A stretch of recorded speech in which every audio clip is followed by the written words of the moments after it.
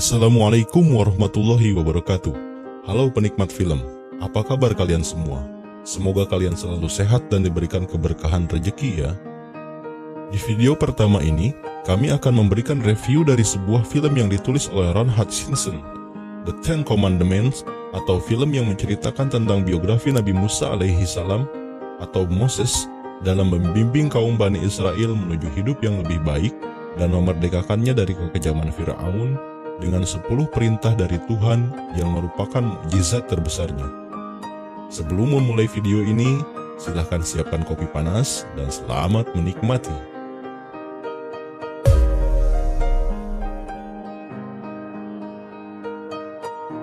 Di awal scene, film memperlihatkan seorang Fir'aun yang sedang mengalami mimpi buruk. Terlihat ada darah, hewan-hewan mati, belatung, dan lava dari gunung Merapi, juga seorang pria misterius yang memiliki tatapan yang sangat tajam. Setelah terjaga, kemudian Fir'aun bertanya kepada seorang dukun sakti untuk menafsirkan mimpinya tersebut. Sang dukun berkata bahwa dalam waktu dekat akan ada banyak bahaya yang akan mengambil kekuasaan Fir'aun di negeri Mesir.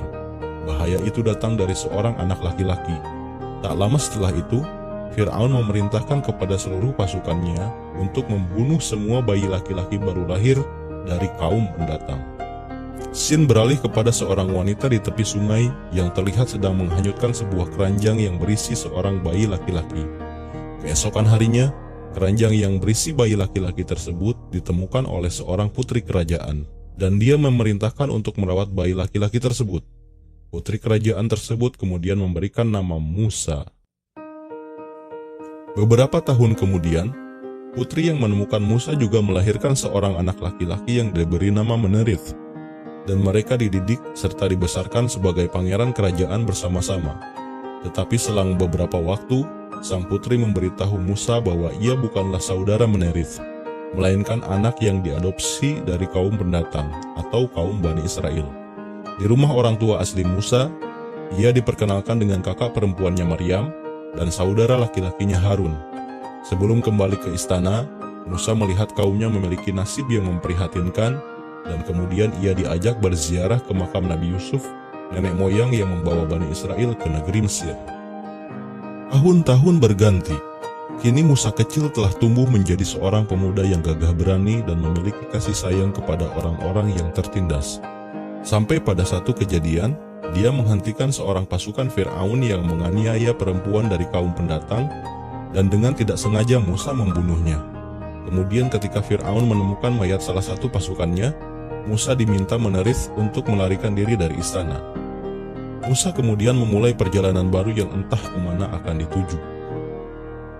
Dalam perjalanannya, Musa melihat seorang perempuan yang sedang dipukuli oleh laki-laki.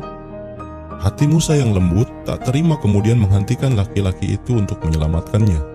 Setelah itu, si perempuan meminta Musa untuk bertemu dengan ayahnya karena ingin berterima kasih. Di tenda ayah perempuan tadi, Musa kemudian diangkat menjadi bagian dari keluarga nomaden serta diberikan sebuah tongkat sebagai simbol bahwa sekarang Musa berhak memimpin kaum tersebut. Musa pun dinikahkan dengan perempuan yang ia selamatkan tadi. Beberapa tahun berlalu, setelah Musa memiliki seorang anak, kaum nomaden tersebut melakukan imigrasi untuk menemukan tempat baru yang lebih baik. Tetapi di tengah perjalanan, Musa dilarang untuk mendekati sebuah gunung suci oleh ayahnya. Musa yang merasa penasaran, kemudian memberanikan diri untuk pergi ke gunung suci tersebut.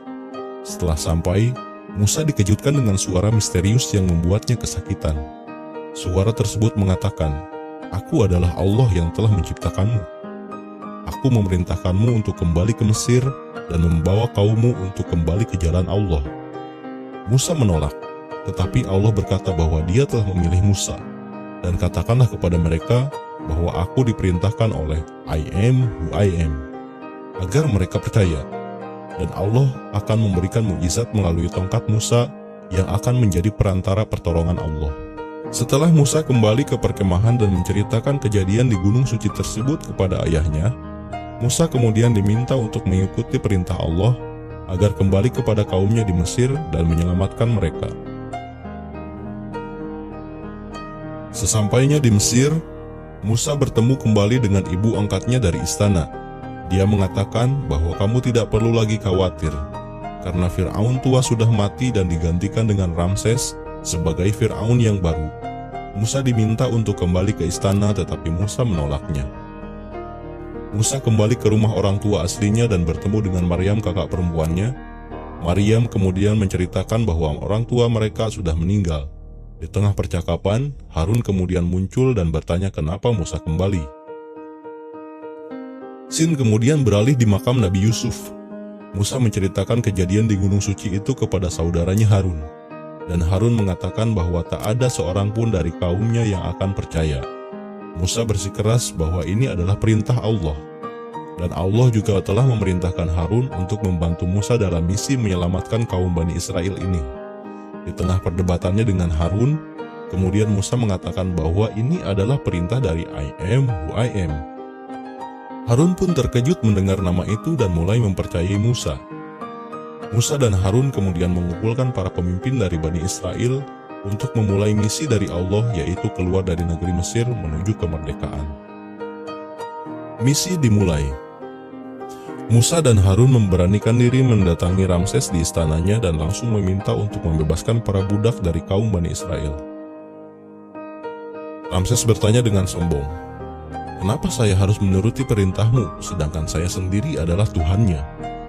Kemudian Musa melemparkan tongkatnya dan berubah menjadi ular besar, sedangkan Ramses meminta para dukunnya untuk melawan dan melakukan hal yang sama. Tetapi ular-ular daripada dukun tersebut kemudian dimakan oleh ular besar dari tongkat Musa. Musa kemudian meminta Fir'aun untuk melakukan permintaannya dan ikut menyembah Allah.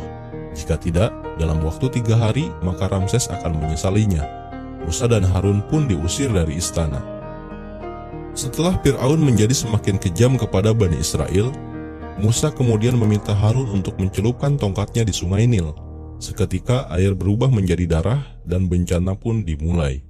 Banjir darah, hama, hewan-hewan mati menjadi pemandangan mengerikan di negeri Mesir. Fir'aun tetap sombong dan menantang Allah. Kemudian bencana yang lebih buruk pun datang dengan berbagai macam wabah melanda negeri Mesir. Singkat cerita, setelah pada puncaknya anak dari Fir'aun meninggal, Fir'aun pun menyerah terhadap permintaan Musa. Musa dan Harun pun memimpin Bani Israel untuk keluar dari negeri Mesir.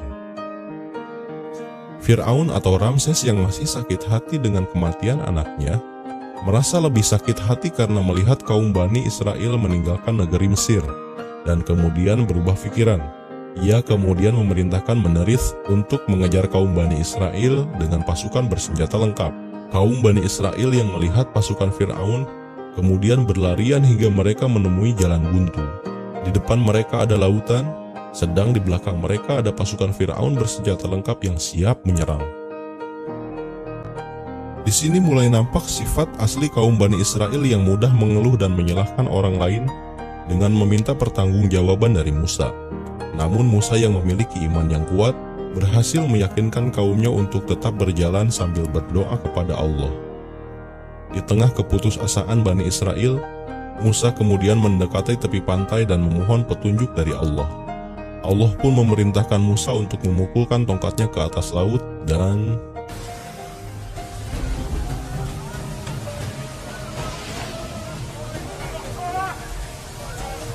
laut pun terbelah dan membukakan jalan untuk kaum Bani Israel agar selamat dari kejaran pasukan Fir'aun.